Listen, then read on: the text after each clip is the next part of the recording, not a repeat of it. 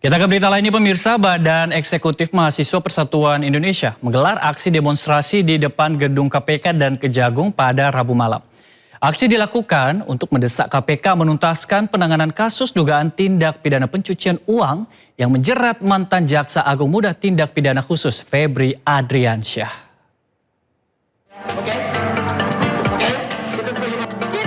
Puluhan mahasiswa yang tergabung dalam Badan Eksekutif Mahasiswa Persatuan Indonesia mendatangi gedung KPK pada Rabu malam. Mereka menuntut agar KPK menuntaskan proses hukum terhadap mantan Jampitsus Febri Adriansyah.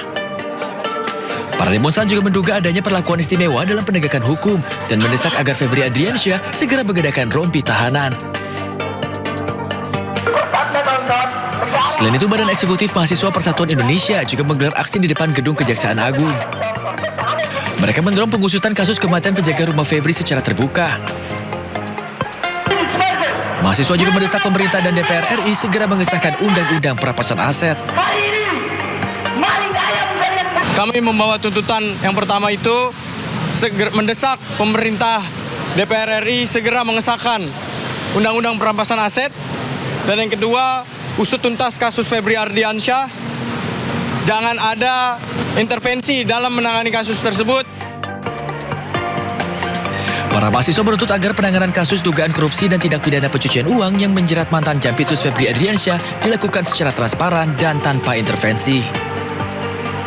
Dari Jakarta, Berliana Mileni, Kea Dela Rosa, Nadia Panjaitan, Muhammad Khairuddin, A-News melaporkan.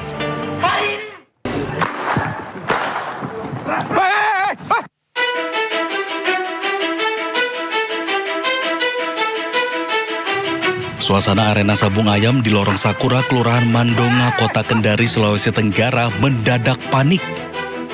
Tim Booster Satreskrim Polresta Kendari menggerebek lokasi yang diduga menjadi tempat perjudian sabung ayam. Puluhan orang yang berada di lokasi berusaha melarikan diri ke berbagai arah, namun petugas berhasil tangkap 17 orang yang diduga terlibat dalam aktivitas perjudian tersebut. Dalam penggerebekan, polisi menyita 6 ekor ayam Bangkok, 1 arena sabung ayam, 3 kurungan ayam, 4 tas ayam, perlengkapan perawatan ayam, obat-obatan, uang tunai lebih dari 5 juta rupiah yang diduga merupakan uang taruhan, serta 20 unit sepeda motor yang berada di lokasi. Penyidik masih mendalami peran masing-masing terduga pelaku untuk menentukan status hukum mereka. Dari Kendari, Sulawesi Tenggara, Muhtarudin, A-News melaporkan.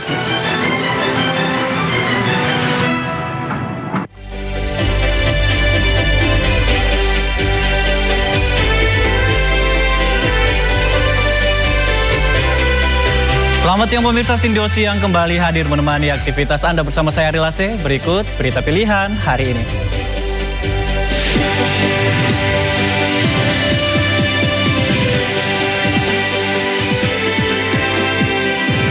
KPK resmi menahan Bupati Pemalang Anom Widiantoro bersama tersangka lainnya yang merupakan oknum anggota KPK terkait kasus dugaan pemerasan. Sepekan berjalan, kasus kematian Satpam dalam kondisi terbogol di Waduk Jatiluhur, Purwakarta masih misterius.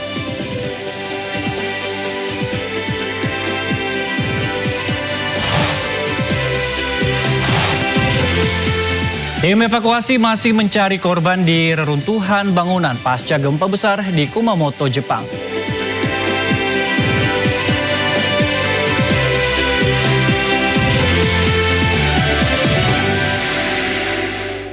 Ya pemirsa, kita awali Sindosi yang pada hari ini sebuah kecelakaan beruntun terjadi di kota Bandung akibat sebuah truk yang melaju tak terkendali.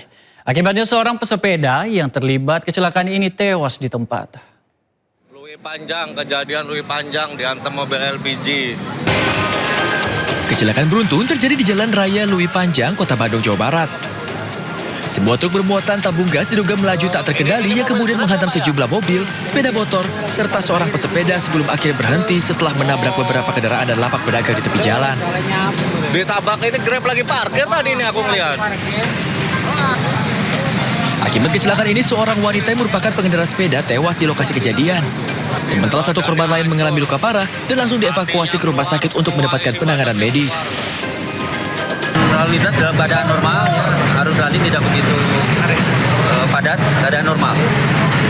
Yang meninggal berarti tukang sepeda. Mengayuh sepeda. Benturan keras juga menyebabkan sejumlah mobil dan sepeda motor mengalami kerusakan parah. Hingga kini kecelakaan yang diduga diakibatkan oleh sopir yang mengantuk masih terus dalam penyelidikan polisi. Dari Bandung, Jawa Barat, Jupita Melana, iNews melaporkan. Viral di media sosial pemirsa, geng motor di Makassar, Sulawesi Selatan menyerang warga menggunakan busur panah. Selain itu polisi membubarkan gerombolan motor saat hendak balap liar.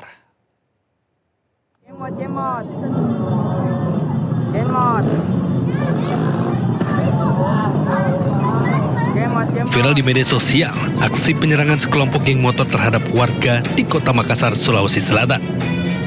Puluhan pelaku di depan gang melepaskan anak panah busur ke arah warga sebelum akhirnya kabur meninggalkan lokasi. Pasca kejadian ini, tim Opsnal Sat Intelkam Polrestabes Makassar mendapati sekelompok gerombolan motor yang diduga hendak menggelar balap liar dan berujung tawuran. Polisi terpaksa melepaskan tembakan peringatan ke udara agar para pelaku tersebut bubar. 2 orang yang berboncengan motor terjatuh dan 1 diantaranya berusaha melarikan diri. Polisi melakukan pengejaran dan menangkap pemuda yang diketahui warga asal Kabupaten Goa. Sudah bilang kemarin tapi kita dari awal. Dari pertama dilandaki semua orang keluar. Apa kau bikin dari Goa? Jalan-jalan ya kemana ke Pantai Losada dulu di JPI, bukan. Kau pergi balap liar memang? Tidak. Apa Ji? Jalan-jalan ya. Guna proses pemeriksaan, pemuda tersebut langsung diserahkan ke pihak Polsek Panakukang untuk dilakukan pemeriksaan lebih lanjut. Dari Kota Makassar, Sulawesi Selatan, Muhammad Nurboni, iNews melaporkan.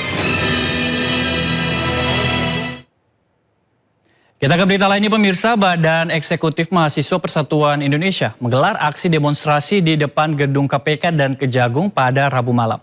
Aksi dilakukan untuk mendesak KPK menuntaskan penanganan kasus dugaan tindak pidana pencucian uang yang menjerat mantan Jaksa Agung Muda Tindak Pidana Khusus Febri Adriansyah.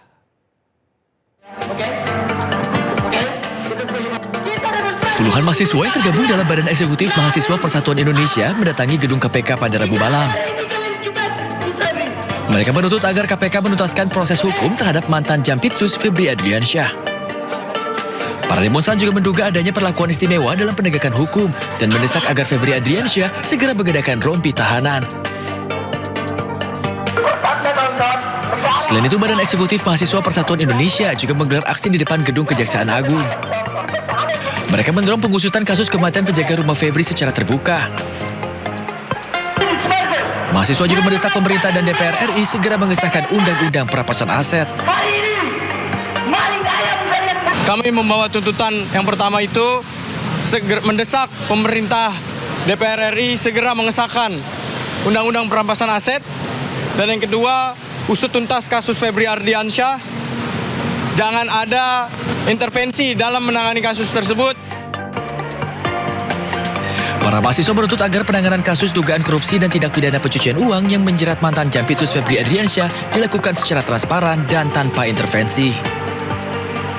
Dari Jakarta, Berliana Mileni, Kea Dela Rosa, Nadia Panjaitan, Muhammad Khairuddin, iNews melaporkan. Bupati Pemalang Anom Widiantoro dan 20 orang lainnya terjaring operasi tangkap tangan KPK. Selain mengamankan puluhan orang, KPK juga mengamankan barang bukti, uang tunai 2 miliar rupiah.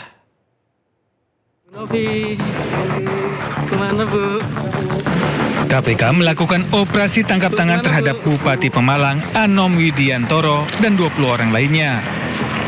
Dalam operasi ini, KPK juga mengamankan barang bukti uang tunai 2 miliar rupiah. Juru bicara KPK Budi Prasetyo mengatakan uang tunai yang disita merupakan barang bukti yang didapat dari 3 lokasi penangkapan di Jakarta, Kabupaten Pemalang, dan Kabupaten Purworejo. Budi menjelaskan operasi senyap ini diduga berkaitan dengan penerimaan-penerimaan dari proyek yang diterima Bupati Anom. Penerimaan ini diduga berkaitan dengan proyek di lingkungan pemerintah Kabupaten Pemalang hingga dalam jual beli jabatan. Di mana dalam rangkaian peristiwa tertangkap tangan tersebut, tim mengamankan sejumlah 21 orang 5 orang diamankan di Jakarta, 15 orang diamankan di Pemalang, dan 1 orang diamankan di Purworejo. Adapun dari 21 orang tersebut, nantinya 12 orang akan dilakukan pemeriksaan lebih lanjut di gedung KPK Merah Putih. Dari 12 orang tersebut, 5 diantaranya yang diamankan di Jakarta saat ini sudah dilakukan pemeriksaan di Gedung Merah Putih. Sebanyak 7 orang yang terjaring dalam OTT Bupati Pemalang Anom Widiantoro tiba di Gedung Merah Putih KPK Jakarta Rabu malam. Salah satu pihak yang ikut diamankan ada istri Anom, Nur Faizah Manovi. Di hotel katanya sama anak angkatnya Bu ya. Bener nggak Bu? Bener nggak Bu? Ya, ini bener katanya gratifikasi sama gua. Faizah memilih bungkam saat ditanya mengenai perkara yang membuatnya ikut terjaring OTT. Iya, tapi ngomong dulu dong. Ngomong. Selain Nur Faizah, turut dibawa Camat Pemalang Prasetyo Widyatmoko, orang kepercayaan Bupati Haris Jayantaka, Kepala Dinas PUPR Joko Tri Asmoro, Ajudan Ketua TPPKK Vera, serta Bagian Umum Setda Eko Daryanto. Tim Liputan iNews melaporkan. Ya, sebelumnya pemirsa, KPK menggeledah dan menyegel 2 rumah serta kantor Dinas PUPR Kabupaten Pemalang, Jawa Tengah.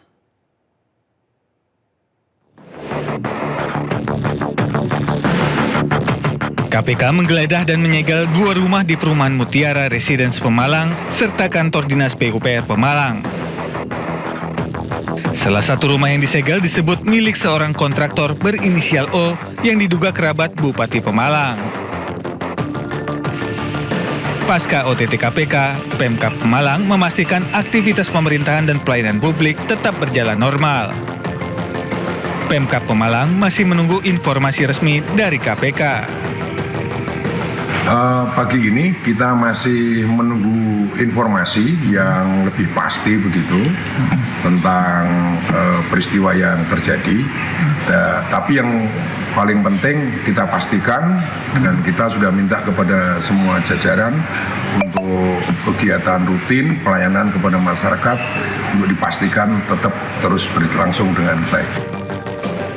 Selain menjaring 21 orang, KPK juga menyita uang tunai 2 miliar rupiah dari 3 lokasi penangkapan di Jakarta, Kabupaten Pemalang, dan Kabupaten Purworejo. Dari Pemalang, Jawa Tengah, Suryono Soekarno, iNews melaporkan. Komisi Pemberantasan Korupsi resmi menahan Bupati Pemalang Anom Widiantoro bersama 3 tersangka lainnya. Keempat tersangka diduga terlibat kasus korupsi suap fee proyek dan jual beli jabatan di lingkungan Pemkab Pemalang.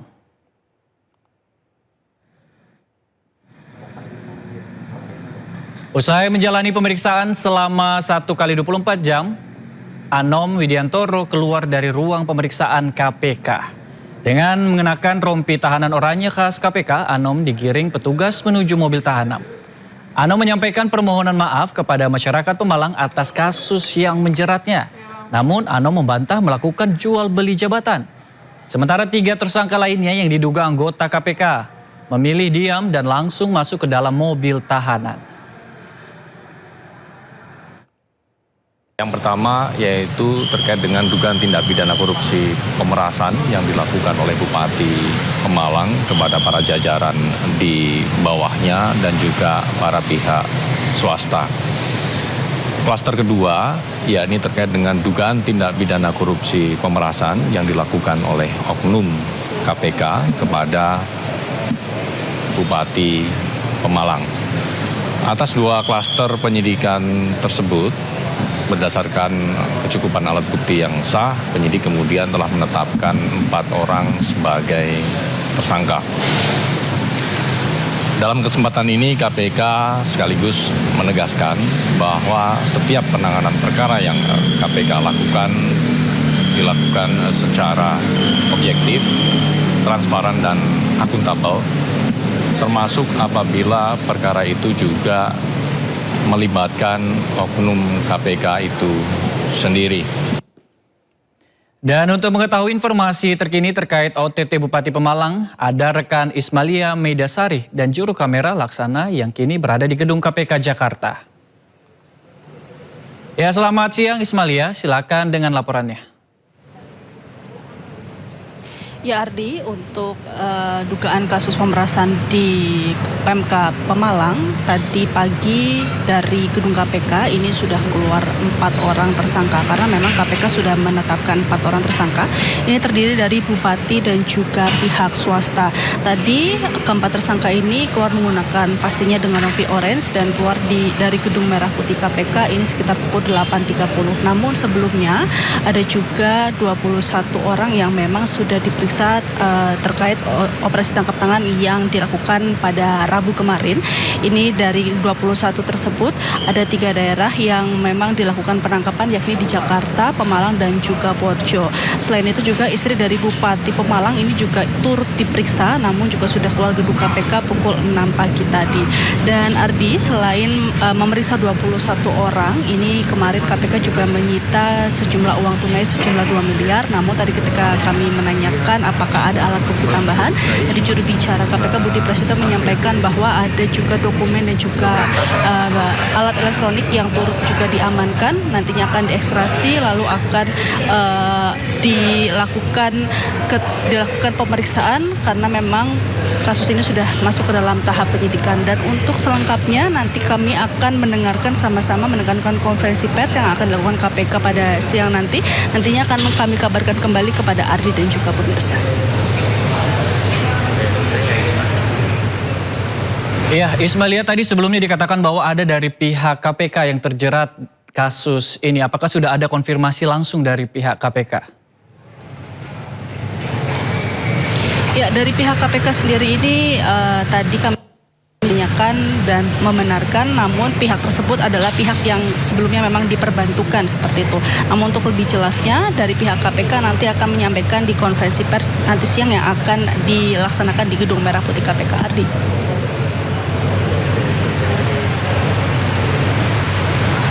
Baik, terima kasih Ismailia Meidasari dan juru kamera Laksana melaporkan langsung dari Gedung KPK Jakarta. Selamat bertugas kembali teman-teman. Pemirsa, kita beralih ke informasi lainnya. Penyidik tindak pidana khusus Kejaksaan Tinggi Jawa Timur menahan Kepala Bidang Geologi dan Air Tanah Dinas SDM Provinsi Jawa Timur karena diduga melakukan korupsi pungutan liar proses perizinan. Penyidik menyita barang bukti uang tunai dan perhiasan emas senilai 1,9 miliar rupiah.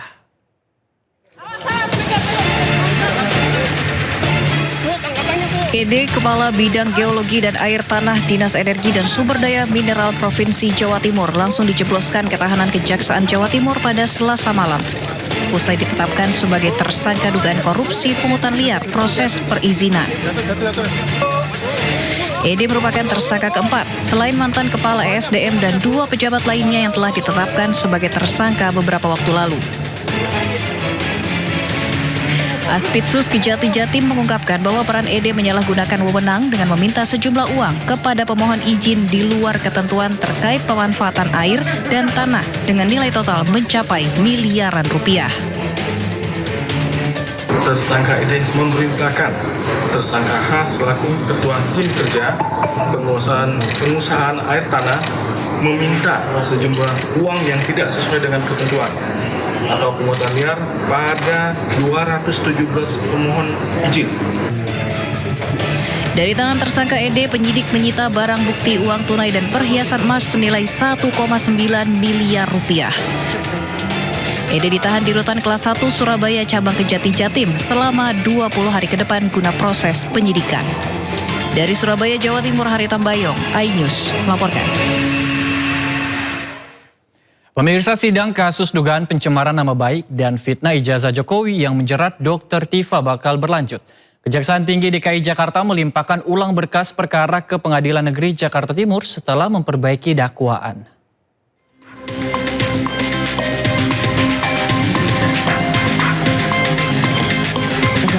Sidang perkara dugaan pencemaran nama baik dan fitnah ijazah Jokowi dengan terdakwa Tifauzia Tiasuma alias Dr. Tifa berlanjut. Berkas perkara kembali dilimpahkan ke Pengadilan Negeri Jakarta Timur oleh Kejaksaan Tinggi DKI Jakarta. Pelimpahan ulang dilakukan setelah jaksa memperbaiki surat dakwaan. Sidang perdana akan digelar pada Kamis 6 Agustus mendatang dan boleh disiarkan langsung kecuali tahap pemeriksaan saksi. Terkait berkas perkara atas nama Tifa Ujia Tiasuma, Pengadilan Negeri telah menerima kembali pelimpahan berkas perkara tersebut dari pihak Kejaksaan Negeri Jakarta Selatan melalui Kejaksaan Negeri Jakarta Timur. Juga oleh Panmut kami, Mas Dudi Kusmawan, sudah diregister dengan register perkara yang baru. Kemudian Ketua Pengadilan juga sudah menunjuk majelis yang akan mengadili. Sama susunannya dengan majelis yang lama ya. Menyatakan surat dakwaan penuntut umum nomor register perkara PDM garing datar 133 garing M.1.14 garing EOH.2 garing 06 garing 2026 tanggal 22 Juni 2026 atas nama terdakwa Tifa Ujia Tiasuma batal demi hukum. Memerintahkan pengembalian. Sebelumnya majelis hakim menerima eksepsi Tifa dan menyatakan dakwaan jaksa tidak cermat sehingga batal demi hukum. Tifa pun menyebut putusan tersebut sebagai bentuk penghormatan terhadap proses hukum. Namun ia menegaskan tidak akan menghentikan langkahnya untuk mengungkap kebenaran.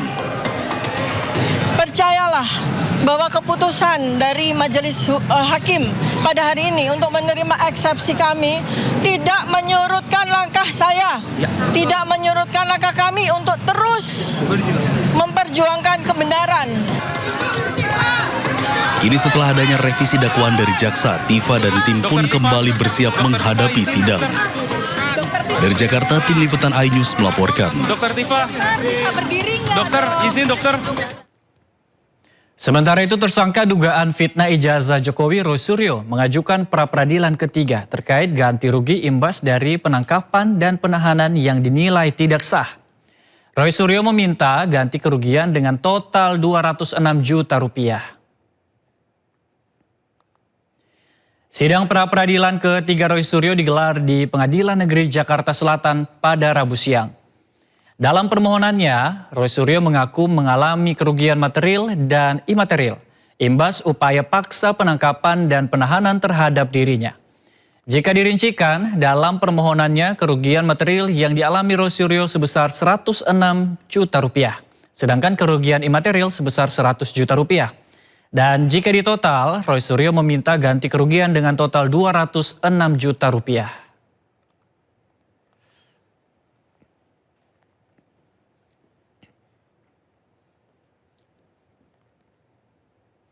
Dan untuk mengetahui situasi terkini di Pengadilan Negeri Jakarta Selatan, kami sudah terhubung dengan Salam Pulungan dan juru kamera Dede Rudi.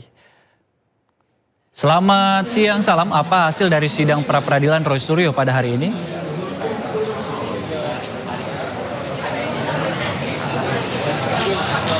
Ya, Ardi dan juga pemirsa, baru saja sidang pra-peradilan Roy Suryo dengan agenda mendengarkan jawaban dari pihak termohon atas permohonan pra-peradilan yang diajukan oleh Roy Suryo. Ini sedang diskors dan baru akan dilanjutkan kembali pada pukul 2 siang hari nanti. Di mana tadi dalam persidangan memang ada sejumlah poin penting yang kami simak secara seksama. Memang tadi salah satu poin yang disampaikan oleh pihak termohon terkait dengan pihak termohon ini mempertahankan argumentasinya terkait dengan bahwa seluruh tindakan hukum yang dilakukan oleh Polda Metro Jaya, baik itu dari penggeledahan, penangkapan hingga penahanan, ini sudah sesuai dengan peraturan hukum ataupun juga sudah sesuai dengan peraturan perundang-undangan yang berlaku. Sementara itu dari pihak Roy Suryo tetap bersikukuh bahwa tindakan yang dilakukan oleh pihak Polda Metro Jaya ini secara sewenang-wenang dan juga melanggar hukum. Karena memang seperti kita ketahui secara bersama bahwa putusan dari pra-peradilan pertama pada beberapa waktu yang lalu ini juga menegaskan bahwa majelis hakim ataupun juga hakim tunggal ini sudah menguji keabsahan seluruh tindakan paksa yang dilakukan oleh penyidik terhadap dirinya. Ini dinyatakan tindakan yang sewenang-wenang dan juga tindakan yang melanggar hukum. Tapi tadi pada inti pokok yang disampaikan oleh pihak termohon justru menyampaikan